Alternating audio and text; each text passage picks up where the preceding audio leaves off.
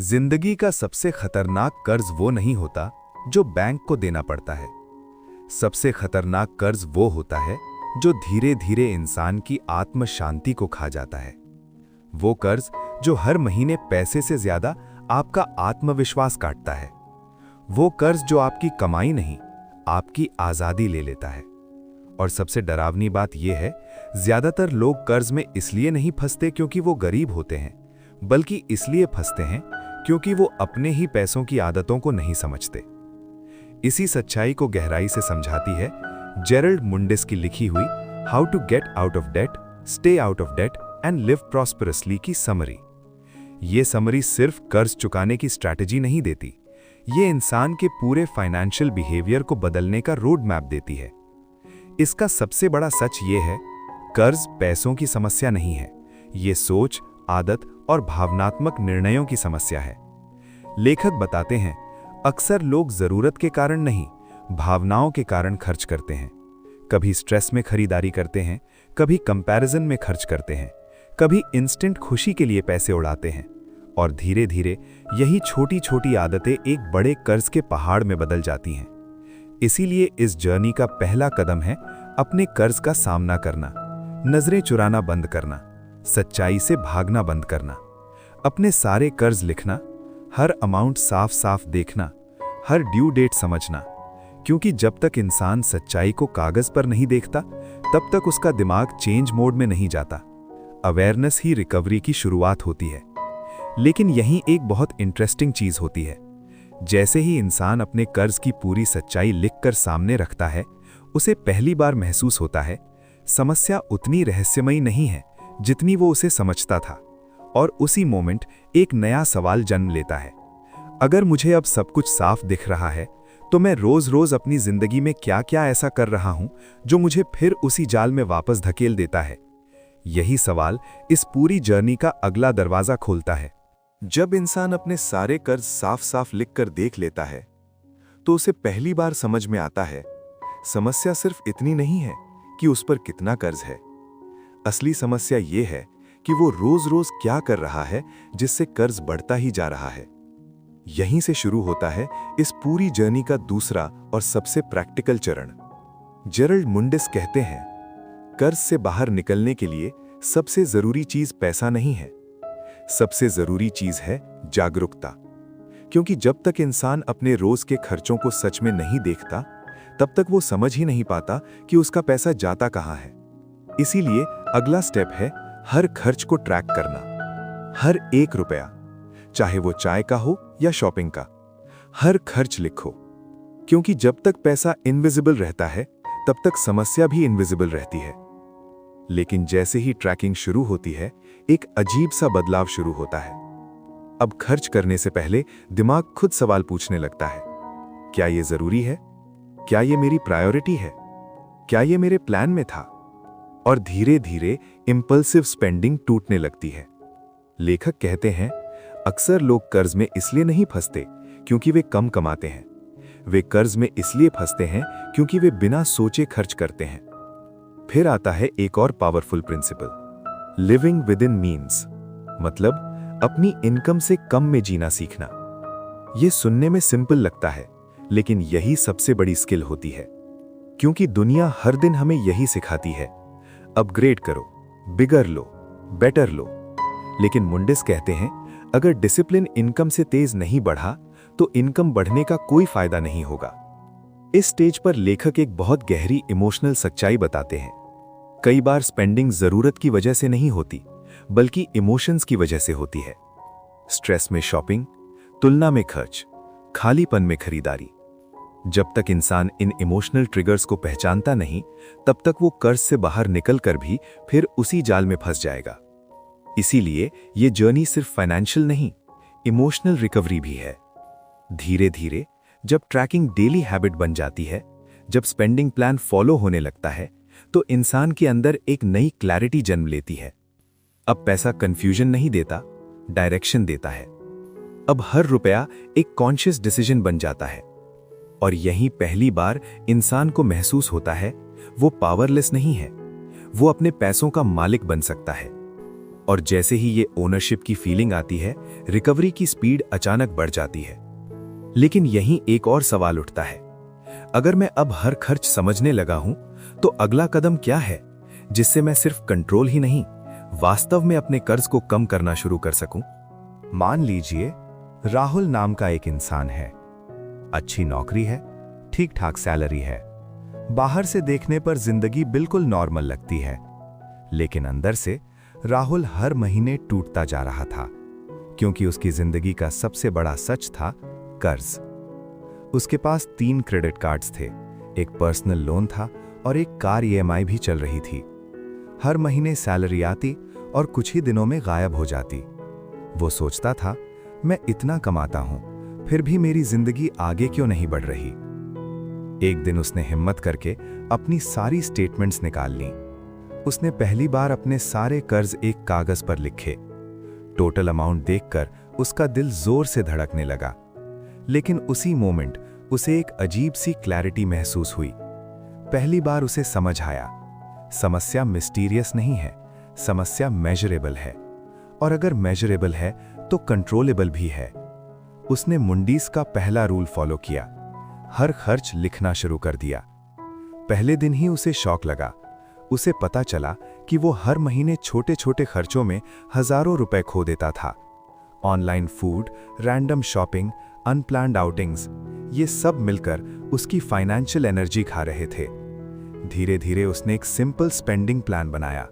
अब हर रुपया पहले से तय होने लगा।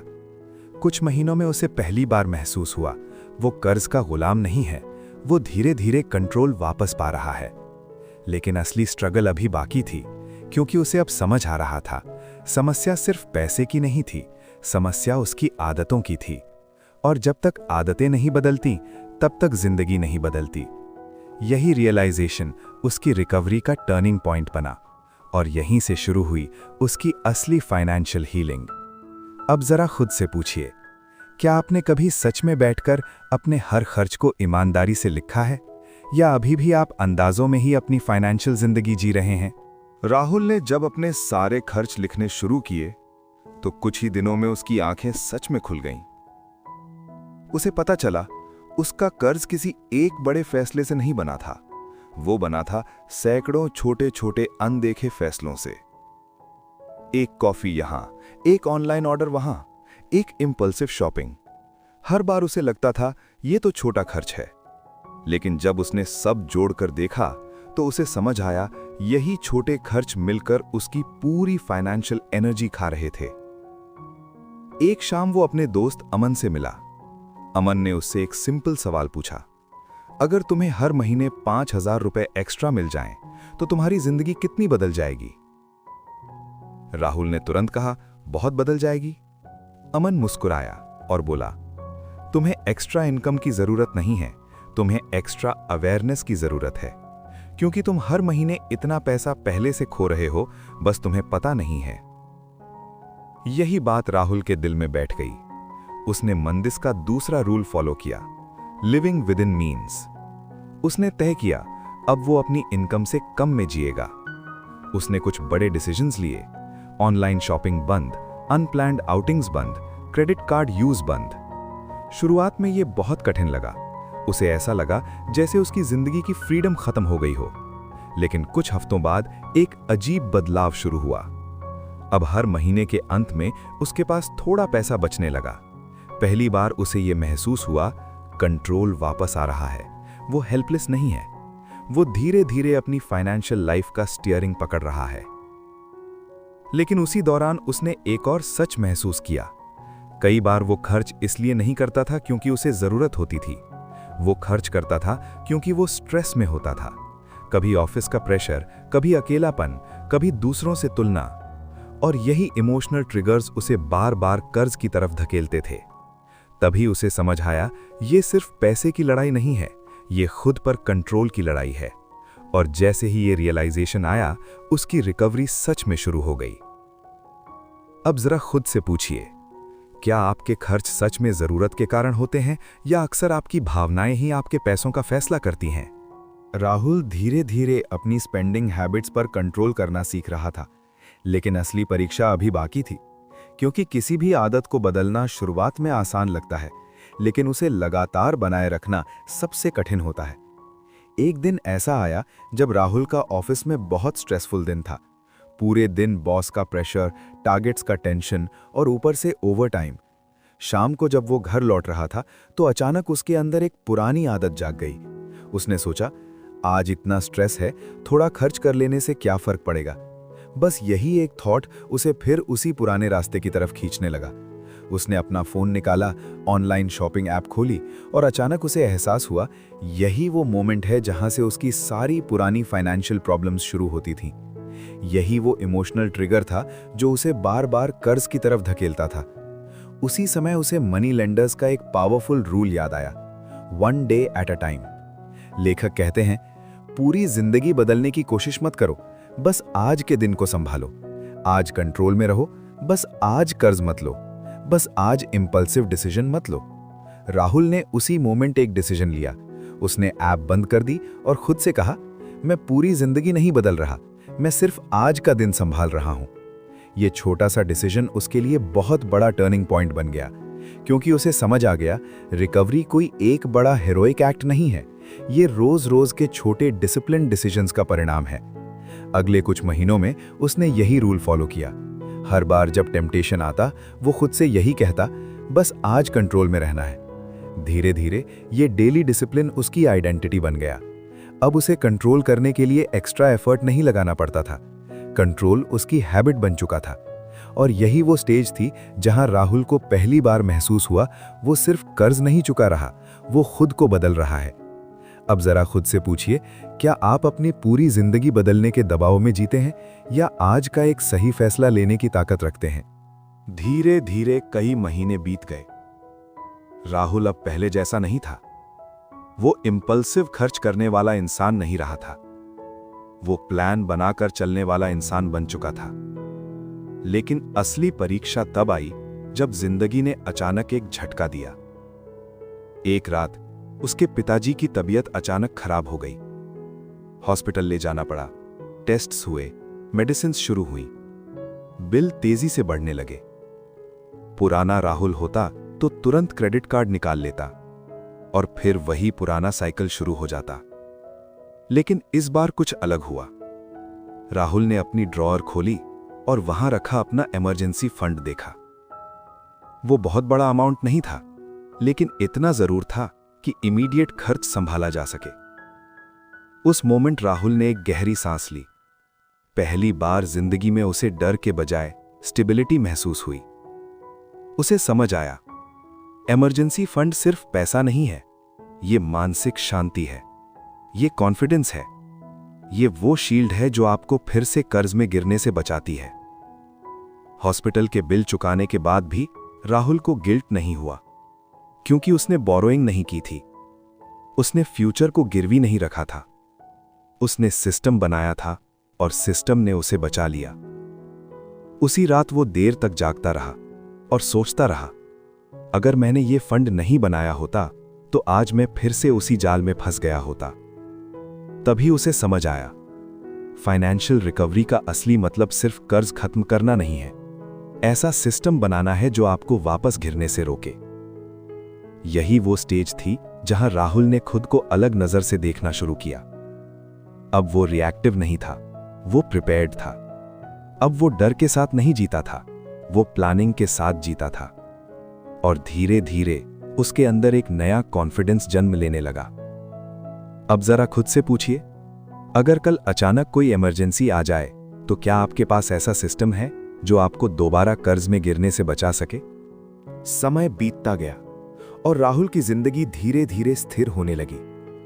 अब हर महीने उसके खर्च कंट्रोल में रहते थे, इमरजेंसी फंड भी बन चुका था और कर्ज की अमाउंट लगातार कम हो रही थी। लेकिन एक दिन एक ऐसी सिचुएशन आई जिसने उसे फिर से अंदर तक हिला दिया। उसके ऑफिस में प्रमोशन की अनाउंसमेंट हुई। राहुल का प्रमोशन भी हो गया, सैलरी बढ़ गई। पहले तो वो बहुत खुश हुआ, लेकिन कुछ ही दिनों बाद एक नई समस्या सामने आने लगी। उसके आसपास के लोग नई कार्स लेने लगे, बेटर फोन्स खरीदने लगे, लग्जरी लाइफस्टाइल दिखाने लगे। धीरे धीरे राहुल के अंदर भी वही पुराना थॉट जागने लगा, अब तो मेरी सैलरी बढ़ गई है, अब मैं भी अपग्रेड कर सकता हूं। यही वो मोमेंट था जहां बहुत लोग फिर से कर्ज के जाल में गिर जाते हैं, क्योंकि इनकम बढ़ते ही लाइफस्टाइल भी बढ़ जाती है और यही साइकिल फिर से शुरू हो जाता है। इसी सिचुएशन को मुंडिस कहते हैं लाइफस्टाइल इन्फ्लेशन ट्रैप। राहुल कुछ दिनों तक कंफ्यूज रहा। उसे लग रहा था अगर अब भी सिंपल जिया तो क्या फायदा हुआ प्रमोशन का।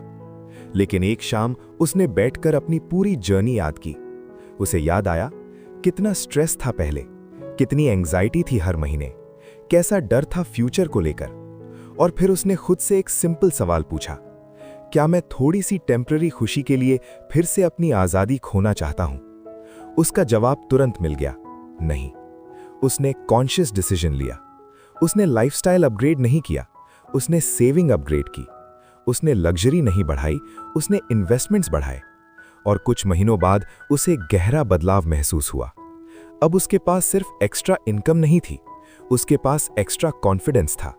अब वो कंपैरिजन से नहीं जीता था, वो क्लैरिटी से जीता था। उसे समझ आ गया था, सच्ची अमीरी लाइफस्टाइल से नहीं आती, सच्ची अमीरी स्टेबिलिटी से आती है। और यही वो स्टेज थी जहां राहुल सच में फाइनेंशियली मैच्योर बन गया। अब जरा खुद से पूछिए, अगर कल आपकी इनकम बढ़ जाए तो क्या आप अपनी लाइफस्टाइल बढ़ाएंगे या अपनी फाइनेंशियल फ्रीडम?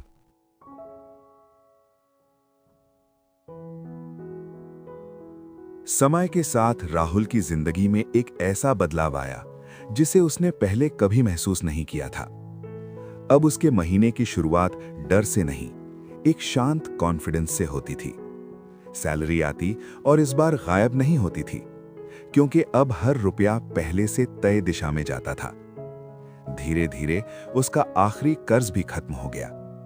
उस दिन उसने कोई पार्टी नहीं की, कोई बड़ा सेलिब्रेशन नहीं किया। वो बस देर तक चुप बैठा रहा और एक अजीब सी फीलिंग महसूस करता रहा, हल्कापन, जैसे उसके कंधों से सालों का बोझ उतर गया हो, जैसे उसकी सांसें पहली बार पूरी तरह खुलकर चल रही हों। लेकिन सबसे बड़ा बदलाव उसके बैंक बैलेंस में नहीं था, सबसे बड़ा बदलाव उसकी सोच में था। पहले वो हर फैसले में डरता था, अगर कुछ गलत हो गया तो। अब वो हर फैसले में सोचता था, अगर मैं कुछ बड़ा कर सकता हूं तो।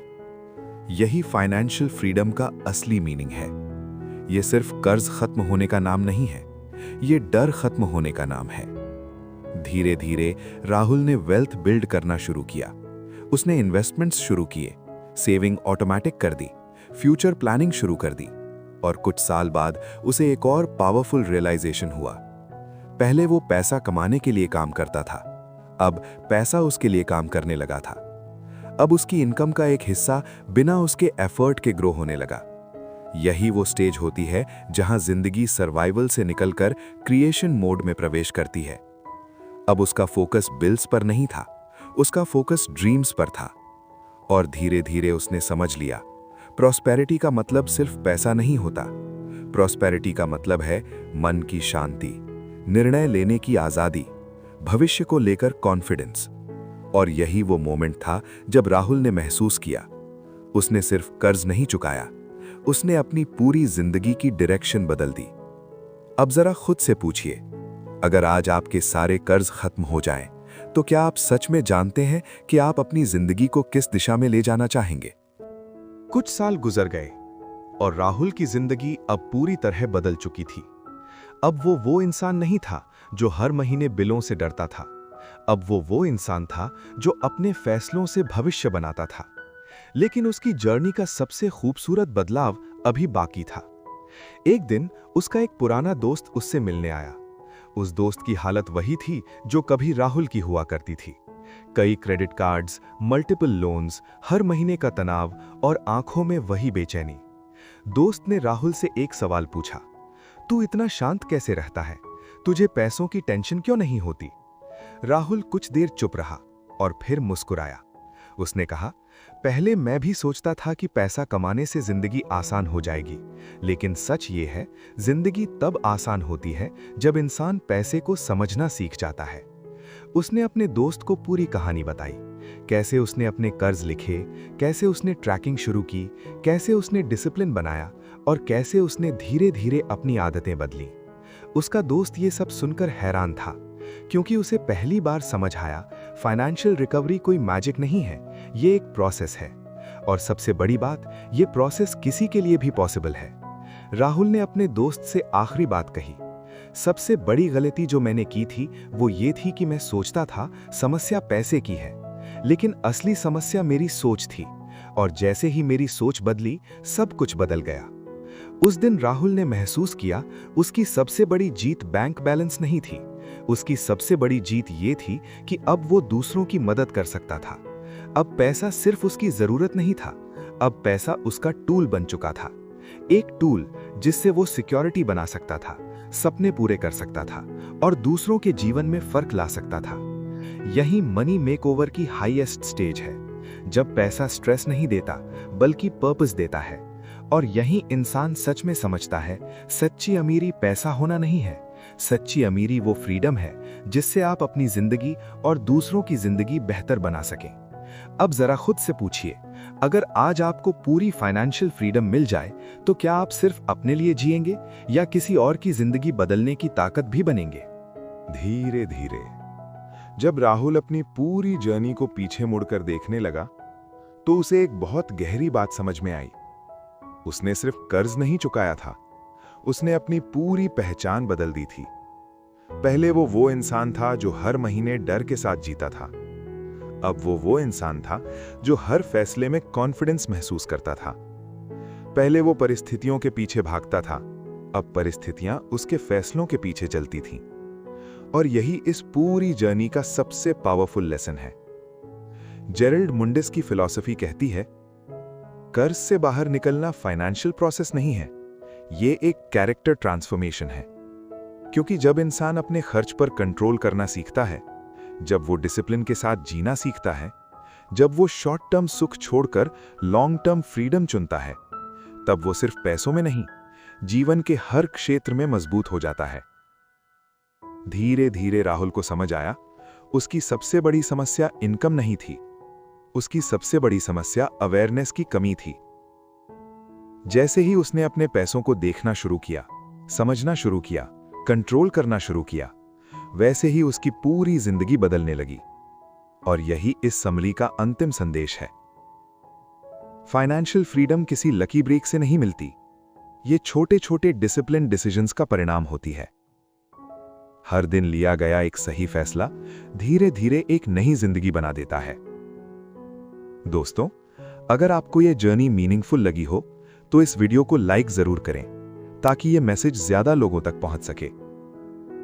सुनो किताब ऑफिशियल को सब्सक्राइब करें ताकि ऐसी ही डीप लाइफ चेंजिंग समरीज आप तक लगातार पहुंचती रहें। कमेंट में जरूर लिखें आप इस समय अपनी फाइनेंशियल जर्नी के किस स्टेज पर हैं। अब आपके लिए एक छोटा सा टास्क, आज ही 15 मिनट निकालकर अपने पिछले 7 दिनों के सभी खर्च लिखिए। फिर खुद से पूछिए, इनमें से कितने खर्च सच में जरूरी थे और कितने सिर्फ आदत या भावना के कारण हुए। यही छोटा सा एक्सरसाइज आपकी फाइनेंशियल अवेयरनेस का पहला कदम बनेगा। और अंत में खुद से एक ईमानदार सवाल पूछिए, क्या आप आज एक छोटा सा डिसिप्लिन फैसला लेने के लिए तैयार हैं ताकि आने वाले वर्षों में आप सच में पूरी तरह आजाद जिंदगी जी सकें? धन्यवाद।